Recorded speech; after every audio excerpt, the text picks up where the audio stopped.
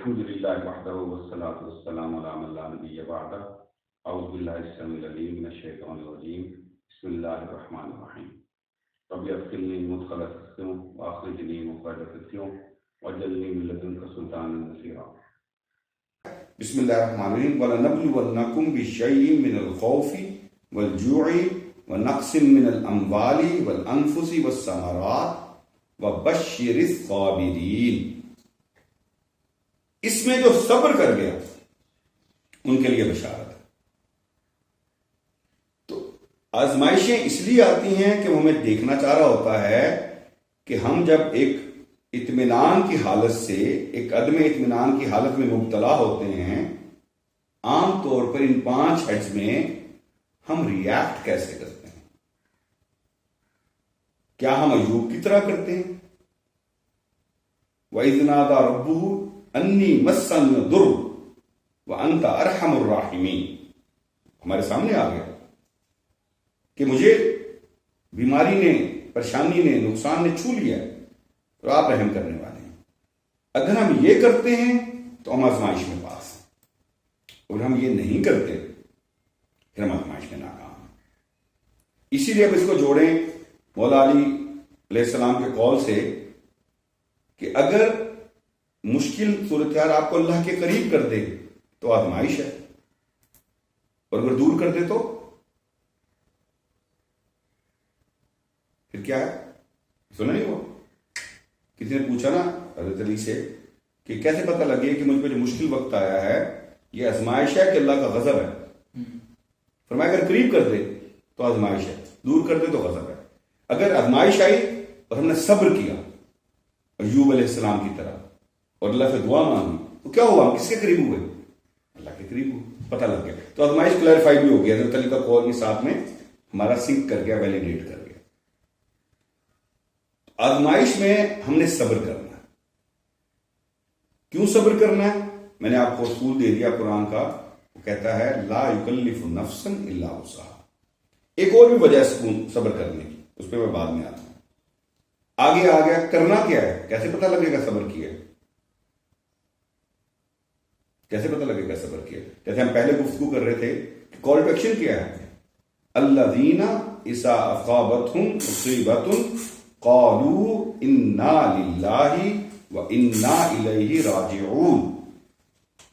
صابرین کون ہیں؟ کہ ان پہ جو کوئی مصیبت آتی ہے وہ کہتے ہیں انا للہ وانا الیہ راجعون. ابھی جو ہم پہلے گفتگو کر رہے تھے اس سے بھی جڑ گئی ہے. ہمارے ہاں یہ غلط فہمی آ گئی ہے کہ انا للہ وانا الیہ راجعون صرف کسی بندے کی دنیا سے روانگی کی، موت کی اطلاع ملے تو کہنا ہوتا ہے. یوں نہیں ہے. انا للہ بے شک ہم اللہ کے لیے ہیں، وانا الیہ راجعون اور بے شک اسی طرف ہم نے جانا ہے. یہ ہر چیز پہ لاگو ہے، ملٹی ورس پہ، سورج پہ، چاند پہ، ستاروں پہ، ہم پہ، ہماری صحت پہ، جوانی پہ، دولت پہ، اولاد پہ. ان 5 چیزوں پہ جو میں نے پہلے ذکر کیا سب نے واپس اس نے دی ہے. صحت اس نے دی، مال اس نے دیا، اولاد اس نے دیا، بھوک میں کھانا اس نے کھلایا، خوف میں امن اس نے دیا. سورہ قریش الذی اطعمہم من جوع وآمنہم من خوف. چیزیں جڑ رہی ہوتی ہیں. ہم نے یہ کہنا ہے. کہنے سے مراد یہ ہوتی ہے کہ جب آپ کا پروفیسر کی زبان میں جب آپ کا فکر، قول اور فعل ایک جیسا ہوتا ہے تب آپ اچھے آدمی ہوتے ہیں، اچھے انسان ہوتے ہیں. جب بار بار کہتے ہیں اس کا آپ پہ اثر ہوتا ہے. تو کال ٹو ایکشن اس کا یہ ہے کہ جب کسی چیز میں آزمائش آئی، نقص پڑا، آپ نے کہا انا للہ وانا الیہ راجعون. اب آپ صابرین میں سے. کیوں صابرین میں سے ہیں اور کیوں کہہ سکتے ہیں آپ یہ؟ ایک اور جگہ اللہ کا قانون آتا ہے. بسم اللہ الرحمن الرحیم فإن مع العسر یسرا ان مع العسر یسرا. اس طرح سے دیکھیں تو جیسی آزمائش آئے ہمارے پاس 3 اطمینان کے پہلو ہیں. ایک بھی نہیں، 3. پہلا لا یکلف نفسا الا وسعها. میرے بس سے باہر نہیں ہے یہ بات. یہ تو فگر اسپیچ ہے نا کہ میں پہ اتنا بوجھ پڑا میں جو نہیں اٹھا سکتا، نہیں دیتا وہ. دوسرا مشکل آئی ہے، مشکل آ رہی ہے اس کے بارے میں ہمیں یقین نہیں تھا.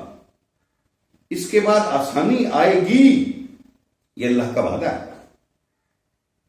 اور تیسرا وہ ارحم الراحمین ہے جو ایوب علیہ السلام نے فرمایا. اور ہم اس آزمائش میں صبر کر کے کہاں جا سکتے ہیں؟ اسی جو میں نے شروع کی اس کا ٹکڑا، اولئک علیہم صلوات من ربہم ورحمہ واولئک هم المہتدون. یہ وہ لوگ ہیں جن پہ اللہ کی صلوات ہے. صلوات یا اللہ نے اپنے پیغمبر پہ بھیجی ہے یا آزمائشوں میں پورا اترنے والے پہ بھیجی ہے. آزمائشوں میں پورا اترنا تبھی ممکن ہے جب اپنے رسول صلی اللہ علیہ وسلم کے اسوہ حسنہ پہ چلیں گے. رول ماڈل وہی ہے. ہمارے پاس کوئی بے شمار واقعات تو بے شمار ہے جب آپ سیرت النبی پڑھتے ہیں، کہاں کہاں آزمائش آئی اور کیا کیا نہیں آئی، اور کیسے اس کو خندہ پیشانی سے اس پہ صبر کیا اور کیسے فرما کیا انا للہ و انا الیہ راجعون. تو آزمائشیں ہمیں بہتر کرنے کے لیے آتی ہیں، ہمیں انیبل کرنے کے لیے آتی ہیں کہ ہم اپنے نفس پر قابو کر سکیں. ہمیں یہ یقین دلانے کے لیے آتی ہیں کہ اس مشکل کے بعد آسانی ہمارا انتظار کر رہی ہے.